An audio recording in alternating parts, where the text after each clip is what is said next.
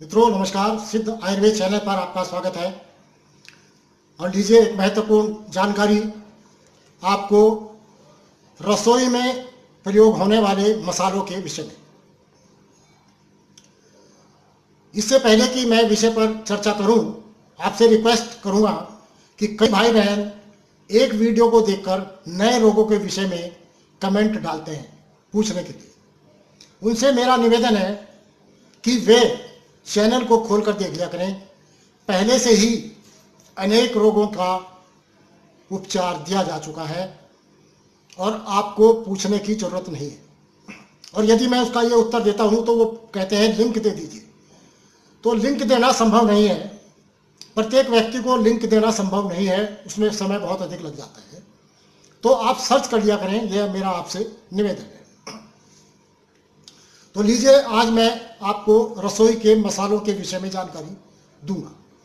देखिए, ईश्वर ने प्रकृति में मौसम के अनुसार जो भी खाद्य पदार्थ हमें दिए हैं वे सब हमारे लिए लाभकारी होते हैं।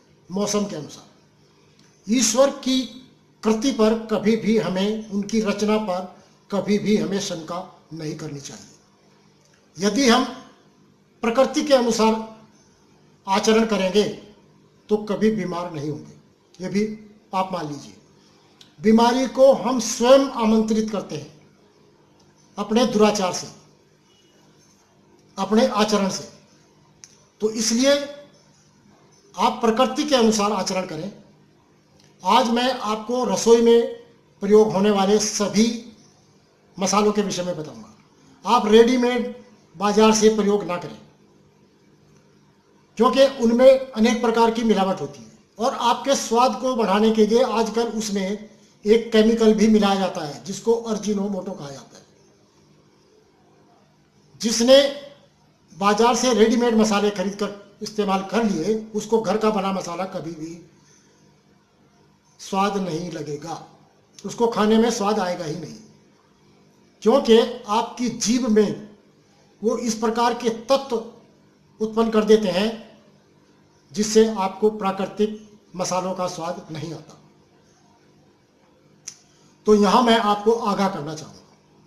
और इसी के साथ साथ मैं आपको बताता हूं, मैंने इन मसालों को 3 श्रेणी में बांटा है: गर्मी, सर्दी और बारहमासी। सबसे पहले मैं बताता हूं कि सर्दी के मौसम में, देखिए सर्दी के मौसम में अदरक का उत्पादन होता है जिसको सूखने के पश्चात सौंठ कहते हैं। तिल, पीपल, तेजपत्ता, लौंग, बड़ी इलायची, ये सब सर्दी में काम आने वाले मसाले हैं। और गर्मी में खसखस, अनारदाना, इमली, धनिया, काली मिर्च, छोटी इलायची, नींबू और राई, ये जो मसाले हैं ये गर्मी में अत्यधिक लाभदायक होते हैं। और जो बारहमासी प्रयोग होने वाले मसाले हैं उनमें है आपका जीरा, हींग, हल्दी, लाल मिर्च, अजवाइन, मेथी, जावित्री और दालचीनी। ये मसाले आप 12 महीने प्रयोग कर सकते हैं, इससे कोई हानि नहीं होती। और छोटी इलायची भी ऐसी है जिसको आप 12 महीने प्रयोग कर सकते हैं। अच्छा, बड़ी इलायची का मैं आपको विशेष रूप से बता देना चाहता हूं। जब कभी भी कोई भी मीठा पदार्थ आप बनाएं,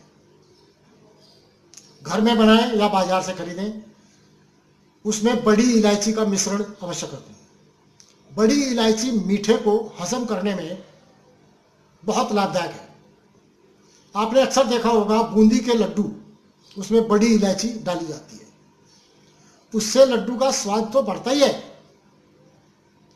उसी के साथ साथ वो उसको हजम करने में भी सहायक सिद्ध होती है, मददगार होती है और जल्दी से मीठा हजम हो जाता है।